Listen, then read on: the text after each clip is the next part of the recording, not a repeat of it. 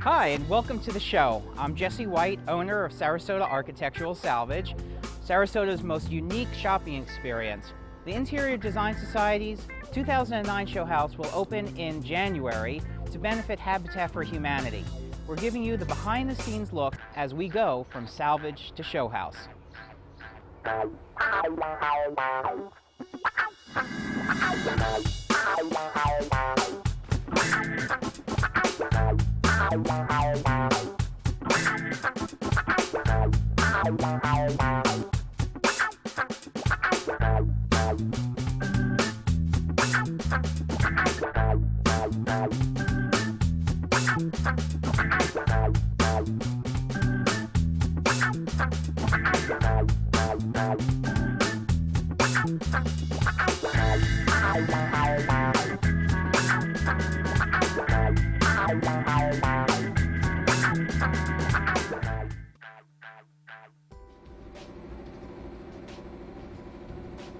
Welcome to our side yard. This is a fabulous treasure trove of outdoor items for your garden and for your poolside. We've got statuary, we've got wrought iron, we've got gates, and oh well, I could talk about it all day, but instead of that, let's just go and take a look at it. This is just an example of some of the garden art, garden statuary that we have. We take in items from estates. We also have some local folks who are doing some casting of old molds, and so we have new items that are cast off of old items, got old items.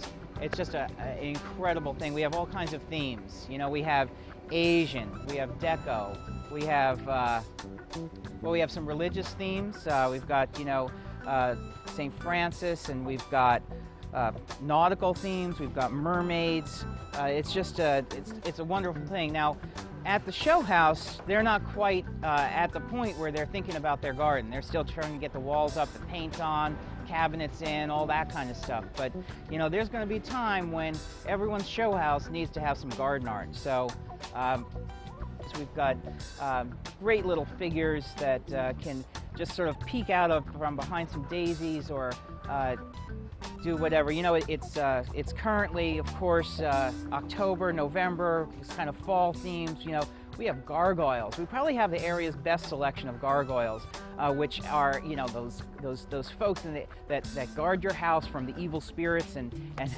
they're just so much fun. We've got desktop ones. Well, let me go find one here. So this guy, you know, he could go on your desktop, or he could go in your garden, on your gates, on your house. And of course, these guys, you know, are reproductions. Something new of this nature, only which this is, runs, you know, 20 to 30 bucks. But something old that was actually salvaged, say, from the top of the, you know, New York State, where a lot of the gargoyles are, might run, you know, several hundred or even $1,000 for something of this size. So if you have an old gargoyle, hold on to that. But if you want something that's got a lot of character, come on in, because we've got them. A lot of people find a lot of solace by looking at having Buddhas in their garden, very tranquil.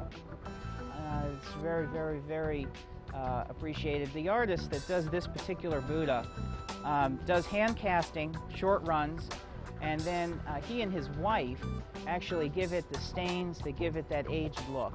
And it's, if you come up here, no two are the same.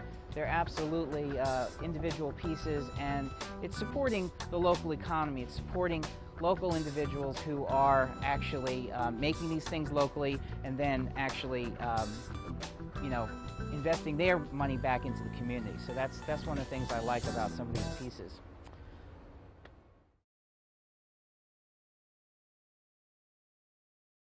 We also have a wide variety of bird baths and fountains, and these elements, again, they may be salvaged, they might be something that's new and recast.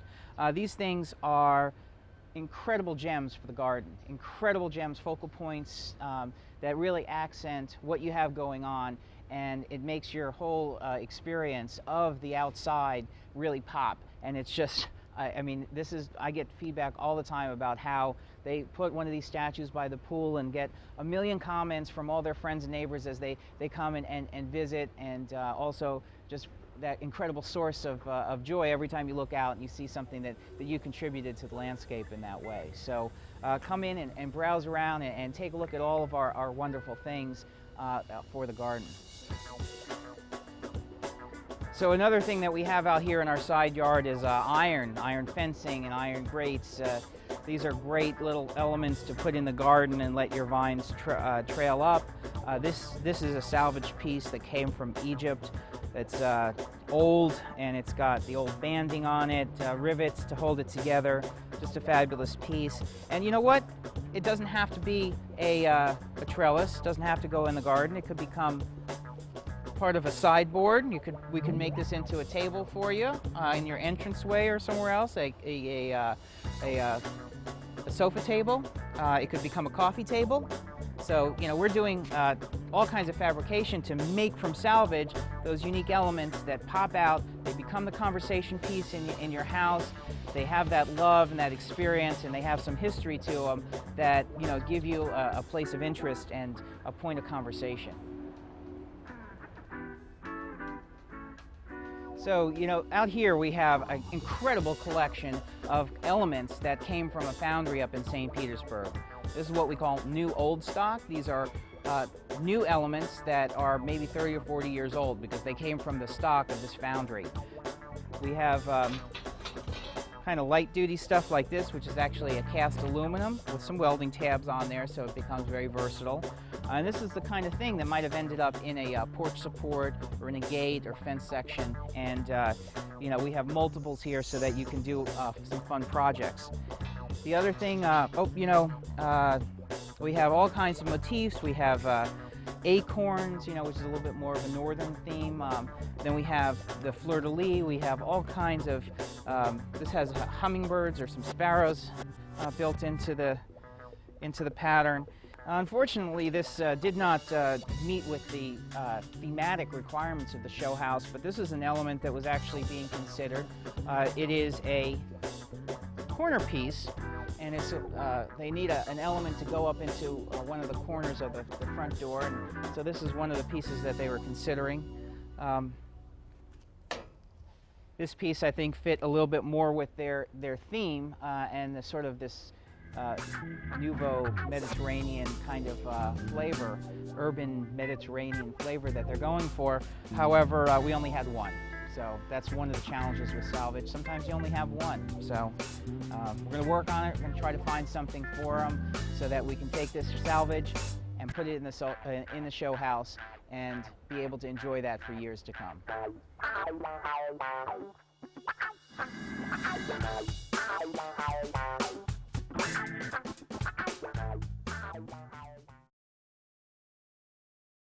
So today, Bill Lockhart's sending a guy over to pick up the elements that he purchased for the show house.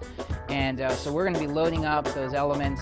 They're going to be going over to the show house today. And later today, we're going to start seeing them modify those salvage elements to start being incorporated into the 2009 IDS Designer Show House. So we've got the balcony, the transom, the door with the little peekaboo window. We've got also the two large oak doors that'll be going into the study. Well, now we're going to go over and talk with Alan Gravely and Stan Reitzel. They are two of the designers working with Bill and Lori Lockhart on the Designer Show House. And we're going to meet them at their studio where they produce the elements that they incorporate into their work. Well, here we are from beginning to end, and this is I'm really excited about speaking with Alan Gravely and Stan Reitzel. I really, beginning to end, really intrigues me as a name for a company, and I want to get a better sense of what it is you guys do. And so, can you tell me a little bit about how you came up with this concept of beginning to end? Well, the whole concept started that we would start with an empty room, meet with the client, get an idea of what they wanted, present everything to them, and then complete the room from measuring it, designing it, fabrication, and installation. So that's how we came up with the name Beginning to End, because we start at the beginning and finish at the end. So I hear some of the challenges that people have out there is sometimes, they've got to deal with a lot of different people, when they're going in and doing a project, they have to order from one company and somebody might manufacture it, another person's installing it. We don't have that problem here because we are the manufacturer. I am the installer.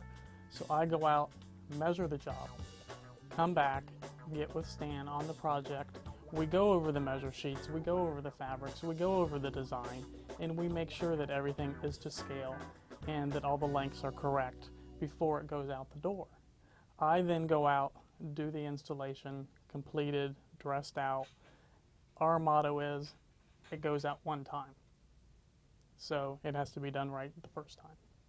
This is a wonderful showroom that you have here. I'm really impressed. I mean, we're sitting here with literally hundreds of samples of different kinds of fabrics that you could choose for your home. And this is what I think is phenomenal about working with designers like you. It's like you visualize for every individual situation, do I go with the mauve? Do I go with the, pearl? You just are able to connect that whole thing together. So usually when I meet the client, I'm looking around their home from the first time I walk through the door and getting a vibe of their house and them. I'm really trying to capture their essence and what they're about, whether they have things that they've collected over a period of time or they're starting from scratch. So I really want to get to know them so that the house looks like them when I'm done. Alan goes out, meets with the customers, gets a sense of, what they want, who they are, how it's going to all come together, and then he comes back with his notes and his ideas, and then he turns it over to you. So I think that's very exciting. You're the get-it-done guy for the shop. So can you tell me a little bit about, what drives you, what gets you excited about this business, Well, first of all, Alan and I work together really well as a team. I mean, he's out there in the front lines and I'm back here behind the scenes. And it's really my job to make sure that everything goes out perfect. I'm a perfectionist and I like to make sure that when this job goes out and it's installed that it's not coming back and we have a happy customer. And so I ask Alan a ton of questions about any job that has to be installed. How far above a window, how far outside the windows. There's just a million questions that I have and I expect all the answers from him. So welcome to production at Beginning to End. And again, I'm talking with Stan Reitzel, and he is going to tell us a little bit about the whole process of once Alan has gone out and gotten measurements, how this stuff goes from just, scratches of information on a piece of paper into a beautiful window treatment. Well, Jesse, it all started with this plan right here. A decorator came to us and said, I have a bathroom window that I want an arched window treatment in it with jabots hanging down the side. So anytime we do an arched window, Alan always makes a template. Okay. And so Alan had went out to the customer's house and he put this paper up on the window and he drew out this template. And then he brought it back here to me and it has the different measurements of everything on here that we need. And so what I need to do is build a frame to mount this window treatment to. So we have this bendable plywood that we put up here, and we actually just shape it right around that arch, and we glue two pieces together and staple them so that when the glue is dry, it comes out just like your perfect arch that you need. Okay. Then from there we'll go over and go through the fabrics and we'll come up with our pattern for this one's going to have 3 swags on it. The swags will be out of this brown fabric and the jabots will be out of the contrasted in this fabric, and then it's going to have trim all around it. Right. So that's kind of one of the stages of doing an arched window treatment. Well, as we know from previous shows, you're involved with lots of different aspects of the show house, and I think that's really wonderful to have someone tying it all together. But There are a couple of spaces in the show house that you're involved with in particular. Yes, the other room that I am doing is the office/art gallery. It's a nice size room, but it's not overly large. So I really wanted to do something a little bit different and keep it fairly clean. Let it have a nice contemporary style desk at the end, using some salvaged materials and some recycled glass, and then having beautiful artwork running from floor to ceiling on either side of the room with a beautiful window treatment covering the window right behind the desk. The main room that we're actually got started with was the great room, which encompasses a very large portion of the house, right off the kitchen and the dining area. Has this great circular detail that is in the ceiling. So I wanted to come up with a way to kind of divide the space a little bit. So what I'd like to do is use a round track that's going to follow the circular detail, that's going to have a sheer that's going to hang behind the sofa to give a slight division between the two rooms, but yet not obscure them from each other. And also like to suspend a piece of artwork from that to kind of visually create a wall. And then also repurposing a designer sofa and having it reupholstered in a very nicely textured contemporary styled fabric, and then working off of the colors from the main fabric, which was kind of inspired from seeing the water, bringing some of the outdoor colors to the inside with the neutrals, and then also using this heavily textured sheer with this fabric just to create some great interest around the windows. Thank you, Alan. I really am excited to see how this room comes together. I mean, it just sounds fabulous, and I love the process that you go through to come up with your ideas. Now, you know, this is from salvage to show house, so I have to just point out we do have a repurposed sofa in this situation, and I think that's a great example of how you can take something that's lived as a designer piece in another lifetime, and it's getting the customization and the detailing to make it work in this space. And that's what we're always looking for, is finding those real gems and bringing them in to fit into the new situation. And I'm really excited that you found something to incorporate there, and I just can't wait to see how this all comes together.